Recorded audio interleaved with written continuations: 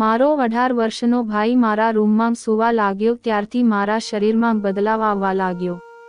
તેથી મારા ભાઈએ મને હોસ્પિટલમાં જવા ન દીધી. પછી એક રાત હું સૂવાનો ઢોંગ કરવા લાગી. ત્યારે મધ્યરાત્રે મને મારા શરીર પર કંઈક અલગ લાગ્યું. મને થયું કોઈક મારી સાથે અડફલા કરે છે. પછી જેવો તે માણસનો હાથ મારા પર આવ્યો ત્યારે મેં લાઇટ ઓન કરી. ત્યારે મારો 18 વર્ષનો ભાઈ હતો. તે મારા લગ્ન પહેલાં મને પતિનો અનુભવ આપી રહ્યો હતો. મારું નામ પ્રીતિ છે અને હું 21 વર્ષની છું. મારી માતા જ્યારે હું 6 વર્ષની હતી ત્યારે મારી માતાનું નિધન થયું હતું. ત્યારથી મારા પિતાએ મારી પરવરિશ કરી. છેલ્લા 7 દિવસથી પપ્પા તેમની ઓફિસના કામને કારણે શહેરની બહાર ગયા હતા. આજે પિતા 7 દિવસ પછી ઘરે પાછા ફર્યા પણ પપ્પા આજે એકલા ઘરે આવ્યા ન હતા. તે બીજી સ્ત્રી સાથે લગ્ન કરી અને તેની સાથે ઘરે આવ્યા હતા. પરંતુ આજે તે સ્ત્રી અને પિતાનો અવતાર અલગ હતો. બંનેની ગળામાં હાર હતો. એ દરવાજાથી જ ઘરની નોકરાણી માલતીને અવાજ આપ્યો. તેને પૂજાની પ્લેટ સાથે દરવાજા પર બોલાવવામાં આવી. માલતીએ પિતા અને તે સ્ત્રીની આરતી કરી. જ્યારે તે બંને ઘરે આવ્યા ત્યારે પપ્પાએ કહ્યું, પ્રિયા, આ તારી માતા સૌમ્યા છે. અમે બંને લગ્ન કર્યા છે. પપ્પાએ લગ્ન કર્યા હતા. મને આમાં કોઈ સમસ્યા ન હતી કારણ કે આજ સુધી પપ્પાએ પોતાના વિશે ક્યારેય વિચાર્યું ન હતું. તે હજી એટલા વૃદ્ધ પણ ન હતા. તે હજી 40 વર્ષના હતા. ત્યારે હું તેમને કહેતી કે પિતાજી, તમારે બીજા લગ્ન કરવા જોઈએ. પિતાને આ સ્ત્રી ખૂબ પ્રિય હતી પણ તેને મને કહ્યું નહીં. પણ હું ખૂબ જ ખુશ હતી અને પપ્પાની બીજી પત્ની સૌમ્ય હવે મારી માંગ બની ગઈ હતી. પપ્પા અને મારી નવી માતાના ઘરે આવ્યા પછી એક છોકરો તેના હાથમાં 2 બેગ લઈને ઘરે આવ્યો. મેં તે છોકરાને પહેલા ક્યારેય જોયો ન હતો. મેં તેને પૂછ્યું કે તે કોણ છે. પછી પપ્પાએ તે છોકરાને બદલે મને જવાબ આપ્યો. તેમને કહ્યું કે આ તમારો નાનો ભાઈ છે અને તેનું નામ રોહન છે. આ સૌમ્યાના પ્રથમ લગ્નનો પુત્ર છે. એટલે કે હવે મારી નવી માતા સાથે રોહન પર અમારા ઘરે રહેશે. તેથી હું પિતાજીને બોલી, પિતાજી, તે મારો નાનો ભાઈ છે કે મોટો? તે જોઈને મને નાનો તો લાગતો નથી. પપ્પાએ કહ્યું કે રોહન હજી 18 વર્ષનો છે અને તમે 21 વર્ષના છો. તો તે તમારો નાનો ભાઈ જ થયો ને. મેં તેને મારા નાના ભાઈ તરીકે પણ સ્વીકાર્યું. પણ તેના ચહેરા પર જોશ હતો તેથી તે મને નાનો તો લાગ્યો નહીં. રોહન ખૂબ શાંત દેખાતો હતો. મને લાગ્યું કે તે 18 વર્ષનો છોકરો છે. પરંતુ મને ખબર નહોતી કે તે ખૂબ જ ઝડપી હશે. પછી રોહને મારી સાથે બહુ વાત કરી નહીં. પપ્પાએ મને તેની સાથે પરિચય કરાવ્યો હતો. પછી તે મને જોઈને હસતો હતો. અમારા ઘરમાં માત્ર 2 રૂમ હતા અને એક રૂમ મારો હતો અને એક પિતાનો હતો. મારી નવી માંગ પપ્પા સાથે તેના પોતાના રૂમમાં રહે છે. તો પપ્પાએ મને રોહનને મારા રૂમમાં રાખવાનું કહ્યું. મને તેને મારા રૂમમાં રાખવામાં કોઈ વાંધો ન હતો. પણ તે મને શર્મિંદા કરી રહ્યો હતો તેથી તે તેની માતાના રૂમમાં રહેતો હતો. એક રાત્રે ભોજન કર્યા પછી પપ્પા મારા રૂમમાં આવ્યા. તેઓએ મને કહ્યું કે પ્રીતિ, રોહન હજી નાનો છે, વધારે વાત કરતો નથી, પરંતુ હવે તમારે તેની સાથે વાત કરવી પડશે. હવે તમે બંને હંમેશા સાથે રહો. રોહન દરરોજ તેની માતાની સાથે સૂઈ જાય છે, જેના કારણે હું મારી પત્ની સાથે સમય પસાર કરી શકતો નથી. મારો મતલબ તો તમે સમજો જ છો. તમે રોહન સાથે મિત્રતા કરો અને ધીરે ધીરે તેને તમારા રૂમમાં સુવડાવો. હું સમજી ગઈ કે પપ્પાનો અર્થ શું છે. મેં મારા પિતાની સામે પહેલા જ દિવસથી જ રોહન સાથેની મિત્રતા વધવાનું શરૂ કર્યું. સવારે જ્યારે મારા પિતા મારી નવી માતા સાથે ઓફિસ ગયા ત્યારે હું પણ હંમેશાની જેમ મારી કોલેજ ગઈ અને કોલેજ જતી વખતે રોહને તેની નવી શાળા છોડી દીધી. ઉનાળાનો સમય હતો તેથી ટૂંક સમયમાં રોહનની ઉનાળાની રજા થવાની હતી, જે રોહન સાથે મિત્રતા કરવાની સારી તક હતી. પછીના કેટલાક દિવસોમાં તેની ઉનાળાની રજાઓ શરૂ થઈ. મેં પણ તેની સાથે વાત કરવા ઘરે રહેવાનું શરૂ કર્યું. તે દિવસે માંગ અને પિતા સવારે તેમના સમય પર ઓફિસમાં ગયા હતા. તેના ગયા પછી રોહને વિચાર્યું હતું કે હું પણ કોલેજ ચાલી જઈશ, પરંતુ તે દિવસે હું કોલેજ ગઈ ન હતી. પણ હું ઘરે રહી. સવારે 10 વાગ્યા સુધીમાં મેં ઘરના બધા કામ પૂરા કર્યા હતા. રોહન પપ્પાના રૂમમાં અભ્યાસ કરતો હતો. હું તેની સાથે વાત કરવા મારા માતા પિતાના રૂમમાં ગઈ. મને જોઈને રોહને માત્ર એક સુંદર સ્મિત આપ્યું. હું તેની પાસે ગઈ અને તેના હાથમાંથી પુસ્તક લીધું. હજી રોહન કંઈ પણ બોલી રહ્યો ન હતો. મેં કહ્યું, રોહન, હું ક્યારથી આ રૂમમાં આવી છું. જો હું તમારી સાથે મસ્તી ન કરું તો તમે મારી સાથે વાત કરવા માટે પણ તૈયાર નથી. મને લાગે છે કે તમે મને તમારી મોટી બહેન માનશો નહીં. તેને ફક્ત નામાં માથું હલાવ્યું. મેં તેની સાથે ફરીથી વાત કરવાનું શરૂ કર્યું. મેં તેને કહ્યું કે ઉનાળાની રજાઓ ભણવા માટે નહીં પણ મસ્તી કરવા માટે હોય છે. ચાલો બેસીને મૂવી જોઈએ. તે સમયે રોહને મને કહ્યું, હું હજી સુધી મૂવી જોવા માટે યુવાન થયો નથી. રોહનની વાત સાંભળ્યા પછી મેં તેને કહ્યું, ઓહો વાત છોટું, તમે બોલો પણ છો. મારું આટલું કહેતા રોહન મારી વાત પર હસવા લાગ્યો. પછી મેં તેનો હાથ પકડ્યો અને તેને પકડ્યા પછી હોલમાં ટીવી પાસે લઈ આવી અને કાર્ટૂન જોવાનું શરૂ કર્યું. હું તેની સાથે નાની નાની વાત કરતી હતી. હવે તેને પણ મારા શબ્દોનો જવાબ આપવાનું શરૂ કર્યું. ધીરે ધીરે તે મારી સાથે ભળી રહ્યો હતો. હવે જ્યારે પણ મારા માતા પિતા દિવસ દરમિયાન ઘરે ન હોય ત્યારે હું તેની સાથે રહેવા લાગી. બહારના છોકરાઓ સાથે કેટલીક વખત તે ફૂટબોલ રમતો અને કેટલીક વખત હું તેને કેરમ શીખડાવતી. પછી ઝડપથી અમે બંને મિત્રો બની ગયા. તે દિવસે મેં રોહનને કહ્યું કે હવે આપણે મિત્રો બની ગયા છીએ તો આજથી તમે તમારા માતા પિતાના રૂમમાં સૂતા નહીં પણ મારી સાથે સૂજો. તેને કહ્યું કે ના, હું મારી માતા સાથે જ સૂઈશ. હું ઈચ્છતી હતી કે છોટું માતા પિતાના રૂમની બહાર જાય જેથી તેમની વચ્ચેનું અંતર સમાપ્ત થઈ જશે. પછી મેં છોટુંને કહ્યું કે તમે તમારા માતા પિતા વિશે ચિંતા ન કરો. હું પણ મારા રૂમમાં એકલતા અનુભવું છું. હવે જો તમે મિત્ર તરીકે મારા રૂમમાં આવો છો તો હું તમારી સાથે મારો રૂમ શેર કરી શકું છું. આ માટે તમારે માતા પિતા સાથે વાત કરવાની જરૂર નથી કારણ કે પિતા પણ ઈચ્છે છે કે તમે મારા રૂમમાં સૂવો. બીજા દિવસે રાત્રે ભોજન ખાધા પછી રોહન મારા રૂમમાં આવ્યો. પછી માંગ પણ મારા રૂમમાં આવી. માંગે છોટુંને કહ્યું, સૂવાનો સમય થઈ ગયો છે તો તમે અત્યારે પ્રીતિના રૂમમાં શું કરી રહ્યા છો? છોટું માની વાત સાંભળતાની સાથે જ ડરવા લાગ્યો. સમજી શકી નહીં કે તે આટલો કેમ ડરે છે. તે સમયે મેં મારી માતાને કહ્યું કે આજથી છોટું મારા રૂમમાં સૂઈ જશે. ત્યારે માંગે કહ્યું, ના, તે તને પરેશાન કરશે, તને સૂવા દેશે નહીં. તો પછી મેં માના કાન પાસે જઈને કહ્યું કે માંગ, જ્યારથી તમારા લગ્ન થયા છે તમે તમારા પતિને બરાબર સમય આપી શકતા નથી પરંતુ હવેથી તમે ચિંતા કરશો નહીં અને છોટું મારા રૂમમાં મારી સાથે રહેશે.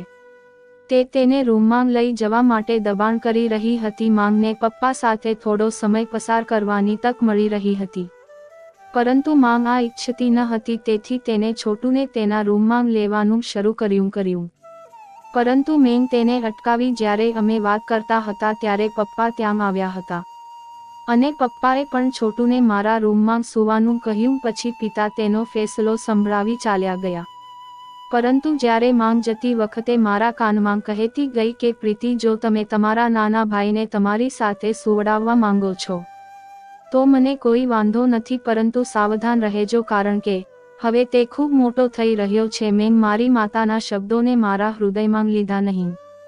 મેં વિચાર્યું કે તેને કંઈક સામાન્ય માટે આવું કંઈક કહ્યું હશે પરંતુ મને કોઈ ખ્યાલ ન હતો કે મારે આવા પરિણામોનો ભોગ બનવું પડશે. મને શું ખબર હતી કે છોટું મારા લગ્ન પહેલાં મને મારા પતિ જેવો અનુભવ આપશે. તે રાત્રે છોટું મારા સાથે મારા રૂમમાં સૂઈ રહ્યો હતો. થોડા સમય પછી મને મારા શરીર પર કોઈનો હાથ અનુભવ થયો. હું ગહેરી ઊંઘમાં સૂઈ રહી હતી પરંતુ મને લાગ્યું કે મારા શરીર પર કોઈનો હાથ છે. મેં મારી આંખો ખોલી અને જોયું તો છોટુંએ તેનો હાથ મારા શરીરથી હટાવ્યો હતો પરંતુ થોડા સમય પછી તેને ફરીથી તેનો હાથ મારા શરીર પર મૂક્યો. મને લાગ્યું કે તેને તેની માતાના શરીર પર હાથ મૂકીને સૂવાની ટેવ હશે. તેમ છતાં તે મારી સામે મારો નાનો ભાઈ હતો. નાના ભાઈ તરીકે મેં તેનો હાથ હટાવ્યો નહીં પણ અને જ્યારે બીજા દિવસે હું અચાનક રાત્રે 2 વાગ્યે જાગી ગઈ ત્યારે હું મારી બાજુમાં છોટુને જોઈ શકી નહીં. પછી મેં રસોડું અને બાથરૂમ જોયું. ત્યાં પણ કોઈ ન હતું. પછી હું માંગ અને પિતાના રૂમ તરફ આગળ વધી તો મને છોટું માતા પિતાના રૂમમાં તાકાજાકી કરતો જોવા મળ્યો. તો હું વિચારવા આવી ગઈ કે તે આટલી રાત્રે તેના માતા પિતાના રૂમમાં શું જોઈ રહ્યો છે. જ્યારે હું રૂમની નજીક ગઈ ત્યારે મને જોઈને આશ્ચર્ય થયું, કારણ કે તે સમયે માંગ અને પિતાનો રૂમનો દરવાજો થોડો ખુલ્લો હતો. પછી મેં તેનો હાથ ખેંચ્યો અને તેને રૂમમાંથી દૂર ધકેલી દીધો. મેં તેને કહ્યું, તું પાગલ થઈ ગયો છે છોટું, તે તમારા માતા પિતા છે અને આ સમયે તમે તમારા માતા પિતાના રૂમમાં આવી વસ્તુઓ જોવો તે સારું નથી. મને સાંભળીને છોટું માથું નમાવી અને મારા રૂમમાં ગયું. તે પછી હું પણ મારા રૂમમાં ગઈ. જ્યારે હું રૂમમાં પ્રવેશી ત્યારે મેં જોયું કે છોટું પલંગની બાજુમાં બેઠો હતો. તેનો ચહેરો હજી ઉદાસ હતો. હું તેની પાસે ગઈ અને બેઠી. મેં મારો હાથ તેરા હાથ પર મૂક્યો. પછી મારા હાથ પર આંસુ પડી ગયા. પછી જ્યારે મેં છોટું તરફ જોયું ત્યારે મેં તેરી આંખોમાં આંસુ જોયા. મેં કહ્યું, શું થયું કે તમે રડવાનું શરૂ કર્યું? તેને કહ્યું, બહેન, હું મારી માતાને ખૂબ જ યાદ કરું છું. હું મારી માતા વિના સૂતો નથી, તેથી થોડું રડવું આવી ગયું. પછી મેં છોટુને ગળે લગાડી લીધો. હું તેની લાગણીઓને સમજી શકતી હતી, પરંતુ માતા પિતાને પણ એકબીજા સાથે સમય પસાર કરવાની જરૂર હતી. જો છોટું તેમની વચ્ચે આવશે તો તે એકબીજાને સમય આપી શકશે નહીં. હું આખા ઘરમાં ખૂબ હોશિયાર હતી. છોટું હજી વધુ નાનો હતો, પણ હવે હું તે પરિસ્થિતિની સંભાળ લઈ રહી હતી. હું માતાના રૂમમાં છોટુને મોકલી રહી ન હતી, પણ હવે હું છોટુને એક બાની જેમ સંભાળી રહી હતી. તેથી મેં તેની માતાની જેમ ગળે લગાવી લીધો, પરંતુ ધીરે ધીરે છોટુંનો પગ મારા પર લપસી ગયો. હું બહેન તરીકે નજીક આવી રહી હતી, પરંતુ હું તેના સ્પર્શ દ્વારા તેની લાગણીઓને અલગ રીતે અનુભવી શકતી હતી. પછી છોટુએ અચાનક મારી પીઠ પર હાથ ફેરવવાનું શરૂ કર્યું. પછી મેં તરત જ તેને મારાથી દૂર ધકેલી દીધો. મેં તેને સૂવાનું કહ્યું. પલંગ પર સૂતા પછી થોડો સમય પછી ફરીથી તે મારી પાસે આવ્યો અને તેને તેનો હાથ તારા શરીર પર મૂક્યો. તે આ સમયે ઊંઘમાં હતો. તે ઊંઘમાં બડબડાટ કરતો હતો. તે કહેતો હતો કે માંગ, વિલંબ ન કરો. મને લાગ્યું કે તે તેની માતાને આજે પણ મિસ કરે છે. તેથી આજે પણ મેં તેના હાથને મારા શરીરમાંથી દૂર કર્યો નહીં અને સૂઈ ગઈ. તે પછીના દિવસે માતા પિતા ઓફિસ ચાલ્યા ગયા હતા. છોટું નાસ્તો કર્યા પછી હંમેશાની જેમ હોલમાં બેઠો હતો. પછી અચાનક મારા રૂમનો દરવાજો ખુલ્યો અને છોટું મારી સામે ઊભો હતો. પછી તેને મારી તરફ જોયું. હું તેરી આંખોમાં જોઈ શકી નહીં. તેને મને આવી સ્થિતિમાં જોઈ. એકવાર તેને નીચે પણ જોયું અને જોતો રહ્યો. હું પાછળની તરફ વળી અને છોટુને બહાર જવાનું કહ્યું, પરંતુ છોટું રૂમમાંથી બહાર જવા તૈયાર ન હતો. તે સમયે મેં ગુસ્સે થઈને છોટુને ફરીથી રૂમમાંથી બહાર નીકળવાનું કહ્યું. પછી છોટું બહાર ગયો. જલ્દી મારા હાથમાં જે ડ્રેસ આવી તે મેં પહેરી લીધો. પછી હું બહાર આવી અને મેં છોટુને કહ્યું, તું મારા રૂમમાં કેમ આવ્યો? તેને કહ્યું, હું તે જોવા આવ્યો હતો કે તમે જાગો છો કે સૂતા છો, કારણ કે સવારથી જ મને ટીવી જોઈને ખૂબ કંટાળો આવે છે. હવે મારે છોટુને નારાજ જ કરવાનો કોઈ મતલબ ન હતો, તો મેં આગળ કશું કહ્યું નહીં અને તેને કહ્યું કે તમે તમારી સંભાળ રાખો. અને હા, આજે હું મારી સાથે તમને મારી મિત્રના ઘરે લઈ જઈ રહી છું. તેનો ભાઈ પણ તમારી ઉંમરનો છે. તમને ત્યાં આનંદ થશે. હું મારા મિત્રના ઘરે જવા માટે છોટું સાથે ઘરની બહાર નીકળી ગઈ. છોટું અને હું મારી સ્કૂટી પર તેના ઘરે જઈ રહ્યા હતા. સ્કૂટીમાંથી પરત ફરતી વખતે છોટુએ મને આસપાસ નજર ફેરવતી જોઈ. તેને મને કહ્યું, બહેન, મને બહાર જવું ખૂબ ગમે છે, પરંતુ માતા પિતા અમને ક્યાંય લઈ જવા તૈયાર નથી. મેં છોટુને સમજાવતી વખતે કહ્યું કે તમારા માતા પિતા બંને કામ કરી રહ્યા છે. તેઓ બંને તેમના કામમાં વ્યસ્ત છે, તેથી તેઓને ક્યાંક ફરવા માટે સમય નથી મળતો. પરંતુ ચિંતા કરશો નહીં, હું તમને બહાર લઈ જઈશ, ઠીક છે? તે છોટુને યોગ્ય રીતે સમજાવી દીધું. ટૂંક સમયમાં અમે મારી મિત્રના ઘરે પહોંચ્યા. મારા મિત્રને નાનો ભાઈ હતો, પરંતુ તે ખરેખર મારા દાદાભાઈ કરતાં થોડો મોટો દેખાતો હતો. ભાઈની તો દાઢીબૂછ આવવાની શરૂઆત થઈ ગઈ હતી. મારી મિત્ર સ્વર મારી સાથે છોટું તરફ જોયું અને મને કહ્યું કે રિયા, તે મને તારા નવા સંબંધ વિશે કંઈ કહ્યું નહીં. તું તારા પ્રેમીને સીધો મારા ઘરે લાવી. જ્યારે સ્વર્ણના આ કહેતી હતી ત્યારે મેં છોટું તરફ જોયું તો તે એમ શરમાતો હતો જેમ સાચે ન જ હું તેની ગર્લફ્રેન્ડ છું. મેં સ્વર્ણાને કહ્યું કે આ મારો કોઈ બોયફ્રેન્ડ નથી, આ મારો નાનો ભાઈ છે અને તારો પણ. મેં સ્વર્ણાને મારા પિતાના લગ્ન વિશે પણ કહ્યું. પછી તેણે કહ્યું આ તમારો ભાઈ છે, માફ કરશો મને ખબર નહોતી. સ્વર્ણાના ઘરે મેં તેની સાથે ઘણી વાતો કરી કે છોટું સ્વર્ણાના ભાઈ સાથે રમતી વખતે નિર્દોષ છોકરાની જેમ દેખાઈ રહ્યો હતો. બંને તેમની ઉંમર અનુસાર બિલકુલ નાના દેખાતા હતા. કદાચ તેની માતાએ તેને સારા સંસ્કાર આપ્યા હતા. મને તેમાં કોઈ અપેક્ષા દેખાતી ન હતી. તે જ રાત્રે ખોરાક લેતી વખતે કોઈનો પગ મને મારા ટેબલની નીચેથી સ્પર્શ થતો હતો. જ્યારે હું નીચે જોવા ગઈ તો તે છોટુંનો પગ હતો. મને તે ખબર નથી કે તે ઈરાદાપૂર્વક મને લાત મારી રહ્યો હતો અથવા અજાણતા મને મારતો હતો. મેં મારા માતા પિતાની સામે તેને કંઈ કહ્યું નહીં, પરંતુ જ્યારે મેં તેની સામે જોયું ત્યારે તેણે તરત જ તેનો પગ હટાવી નાખ્યો. તે રાત્રે જ્યારે હું રસોડું સાફ કરી અને મારા રૂમમાં જતી હતી ત્યારે મેં છોટુને માંગ સાથે વાત કરતાં જોયો. મને લાગ્યું કે તે તેના પર ગુસ્સે થઈ રહી છે. જ્યારે હું ત્યાં ગયો ત્યારે માતાએ મને જોઈને હસવાનું શરૂ કર્યું. હું પણ મારી માતા તરફ જોઈને હસી અને મારા રૂમમાં ગઈ. છોટું પણ મારા રૂમમાં મારી પાછળ આવ્યો. થોડા સમય પછી માંગ 2 કાચના દૂધના ગ્લાસ સાથે મારા રૂમમાં આવી. તેને મારા હાથમાં એક દૂધનો ગ્લાસ આપ્યો અને બીજો છોટુંના હાથમાં આપ્યો. પછી મારા માથા પર હાથ મૂકીને કહ્યું, પ્રીતિ દીકરા, જ્યારથી હું ઘરે આવી ત્યારથી જ મેં તને મારી ખૂબ નજીક રાખી નથી. તેના બદલે તમે મારી જગ્યાએ માની જેમ નાના બાળકની સંભાળ લઈ રહ્યા છો. હું નસીબદાર છું કે મને તારા જેવી સમજદાર પુત્રી મળી છે. મારી માતા મારી ખૂબ પ્રશંસા આજે કરી રહી હતી. મેં તેના દૂધને ખૂબ પ્રેમથી પીધું. તે સમયે મને મારી વાસ્તવિક માતાને બીજી માતામાં જોવા મળી હતી. પણ હવે આગામી થોડા દિવસોથી હવે જ્યારે હું સવારે જાગું છું ત્યારે મને મારા પલંગમાં ઘણી મુશ્કેલી થાય છે. હું એમ પણ નહોતી સૂતી કે મારા પલંગની ચાદર આટલી અસ્તવ્યસ્ત થઈ જાય. પરંતુ મેં આ વાત પર ધ્યાન આપ્યું નહીં. પછી થોડા દિવસોમાં અચાનક મારું પેટ દુખવા લાગ્યું. એક વખત જ્યારે હું સવારે જાગી ત્યારે મને પેટમાં હિસ્સામાં દુખાવો થવાનું શરૂ થયું અને ત્યાં પણ કેટલાક લાલ નિશાન હતા. મને ખબર નહોતી કે આ વિશે મારા પિતાને કેવી રીતે કહેવું. તે સવારે જ્યારે હું જાગી ત્યારે મેં મારો હાથ પેટ પર રાખ્યો અને પલંગ પર બેઠી. જ્યારે હું જાગી ત્યારે છોટું પણ જાગી ગયો હતો અને તેને તેનો હાથ મારી પીઠ પર મૂક્યો. પછી તેણે કહ્યું, શું તમે ઠીક છો? મેં હજુ સુધી મારા મોંથી છોટુને કંઈ કહ્યું ન હતું. કોણ જાણે છે કે તે કેવું વિચારશે. પછી હું પલંગ પરથી ઊભી થઈ અને મારા રૂમમાંથી બહાર આવી. પછી જ્યારે મેં મારી માતા સાથે બોલવાનું શરૂ કર્યું ત્યારે મેં મારી માતાનો ચહેરો ગંભીર જોયો. તેથી મેં મારી વાત બદલી નાખી. આજે મમ્મી પપ્પા સાથે ઓફિસ જવાને બદલે રિક્ષાથી ગઈ. મેં મારા પિતા તરફ જોયું તો તેનો ચહેરો પણ ગંભીર હતો. કદાચ માતા પિતા વચ્ચે વિવાદ થયો હતો અથવા કંઈક બીજું, પણ મને તેમના વિવાદ વિશે કંઈ ખબર ન હતી.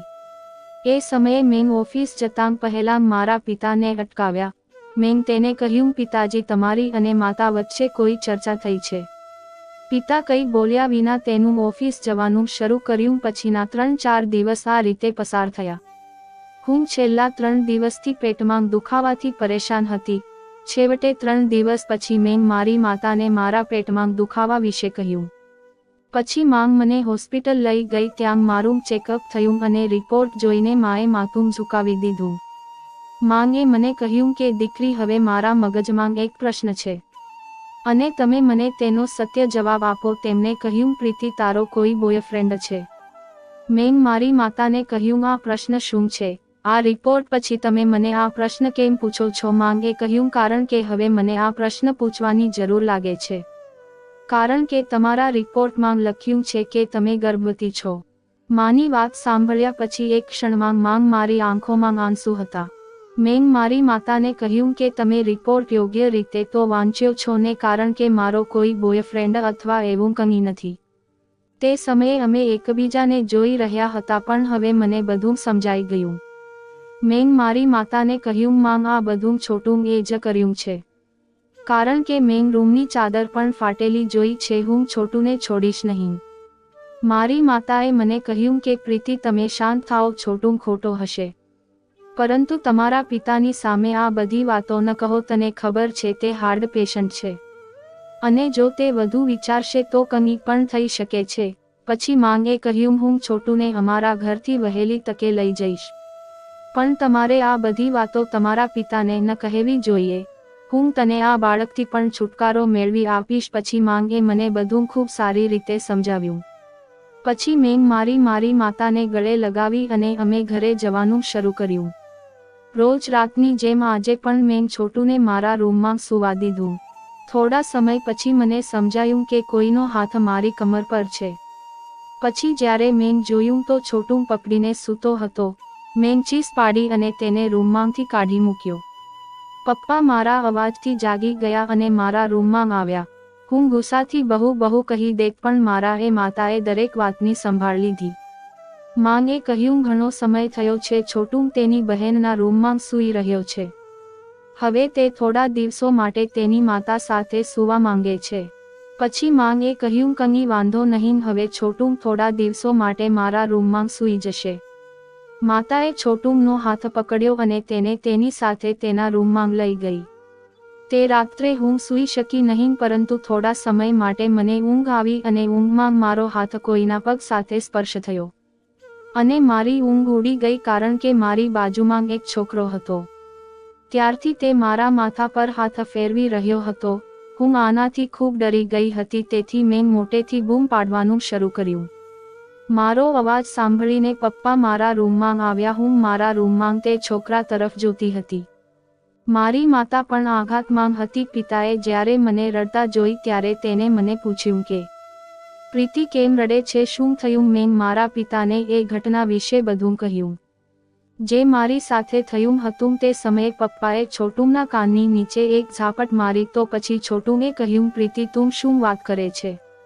તે સાચું છે કે હું તને પ્રેમ કરું છું, પણ હું તારી સાથે આવું કાર્ય નહીં કરું. કોણે તને કહ્યું કે તું ગર્ભવતી છો? તે સમયે મેં માતાને કહ્યું, માંગ તમે મારો રિપોર્ટ તમારી પાસે રાખ્યો છે, તે લાવો. તો પછી માંગે કહ્યું, કેવો રિપોર્ટ? પછી માંગે મારા પિતાને કહ્યું કે હવે તમારી પુત્રી મારા દીકરા પર કોઈ અર્થ વિના આરોપ લગાવી રહી છે. હવે વાત અહીં સુધી પહોંચી ગઈ છે. હું આ મકાનમાં બિલકુલ રહી શકતી નથી. તમારે મારા પુત્રનો પણ ખર્ચો ચૂકવવો પડશે. પણ માંગ આવી ભાષામાં પપ્પા સાથે કેમ વાત કરી રહી હતી મને કંઈ પણ સમજાયું નહીં. એક તો મેં વિચારવાનું શરૂ કર્યું કે હું ગર્ભવતી છું, ઉપરાંત મારા માતા અને પિતાની આ વાતચીત જોઈને હું વધુ પરેશાન થતી જતી હતી. પછી મને ચક્કર આવી ગયા અને હું પડી ગઈ. ધીરે ધીરે મારી આંખો બંધ થઈ ગઈ. પછી છોટું દોડ્યો અને મારા માટે પાણી લાવ્યો. તેને મારા ચહેરા પર પાણી છાંટ્યું અને મને તેના હાથથી પાણી આપ્યું. ત્યારે માંગ મારા અને મારા પિતાથી દૂર ઊભી હતી. તે તને થોડા દિવસમાં વેચવાની હતી અને મને પણ તે એમ કહીને લાવી હતી કે તે મને તેના પુત્રનું નાટક કરવાના લાખો રૂપિયા આપશે. તેનો ઈરાદો હતો તે તને તારા પિતાની નજરમાં પાડી અને દૂર મોકલી દેશે. પછી તને વેચી દેશે જેથી તે તારા પિતાની મિલકત તેના નામે કરી શકે અને તું પણ પાછી ચાલી જા. અને મને તો એ માટે લાવી કે હું તારા પર નજર રાખી શકું અને તારી બધી માહિતી તેને આપી શકું. પણ હું તને પ્રેમ કરવા લાગ્યો, તેથી તને બધું સત્ય કહી દીધું. હું 18 વર્ષનો નથી પણ 22 વર્ષનો છું. આટલું સાંભળીને પિતા માને પોલીસ સ્ટેશન લઈ ગયા અને મને છોટું પાસે છોડી દીધી. મેં કહ્યું, છોટું મને જવાબ આપ, તે મારી સાથે ખોટું કર્યું છે. છોટું તેનું માથું નીચે હતું, તેથી હું વધુ સમજી ગઈ. તે કહેવા લાગ્યો, હા પ્રીતિ, હું તને પ્રેમ કરતો હતો અને એક પુરુષ પણ હતો, તેથી સહન ન કરી શક્યો. અને જે રાતે મેડમ તને દૂધ આપવા આવી હતી ત્યારે તેને તને નશાની ગોળી આપી હતી જેથી તું સૂઈ. મેડમ તે રાતે તને ખરીદનાર લોકોને દેખાડવા માંગતી હતી, તેથી તારા સૂઈ ગયા પછી તે લોકોને અહીં બોલાવતી હતી, પણ તે લોકો કોઈ કારણસર આવી ન શક્યા અને મેં તેને વાત કરતાં સાંભળી લીધી. પછી તે રાત તું નશામાં સૂતી હતી, તને કોઈ વસ્તુઓનું ભાન ન હતું. હું એકલો રૂમમાં હતો, તેથી મારા શરીર પર બધે નિશાન હતા. આમ થોડા મહિના પછી પિતાજીએ અમારા લગ્ન